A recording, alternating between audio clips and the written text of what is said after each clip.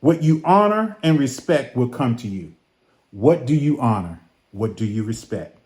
Always submit to authority, but never submit to control, because success and leadership is not about controlling.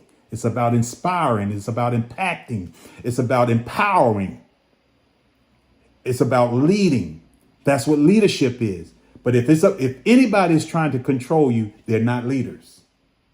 That could be your parent. That can be your pastor. That could be your boss. If they're trying to control you, they're not operating as a leader at that moment. If you are doing it, it's not as a leader. True leaders don't control, they inspire. Think about that. True leaders don't control, they inspire. Rules provided without relationships leads to rebellion. When you have rules and don't have relationships, people tend to rebel. Consequences given without relationships leads to resentment. Any consequence you put in place without having a relationship, it leads to resentment. There's always consequences to our actions. But the thing is, do I give out consequences without having a relationship with the people that I give out consequences to? We may say, I don't give consequences. They earn the consequence. Maybe that's true. The key is, do they earn that consequence with a person who has a relationship, because they will receive it better and recover quicker when the relationship is in place. Consequences are more important than decisions. Consequences are more important than decisions.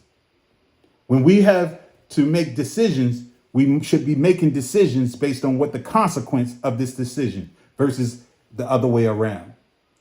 Because if you understand the consequences, it will guide your decisions. Many times in the scripture, God may say what we shouldn't do, or what he doesn't advise us to do, or what the law may have put in place. And I have come to learn that those things were done to protect us.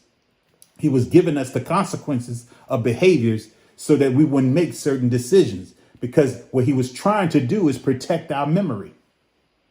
Many times we have children now, and I have a child. We put things in place because I'm trying to protect their memory and their history, their story.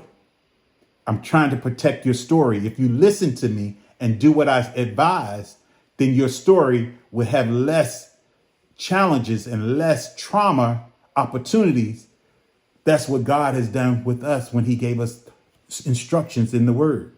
So when he says, write the vision and make it plain, and we don't, and then we run into pitfalls, then what now we have the memories that he did not preordain for you to have, but now he had turned what was meant for evil to your good.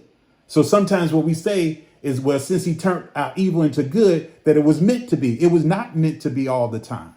But God just has a way of changing and turning things around. These are just some things I would like you to consider as you continue to transform this world and your community.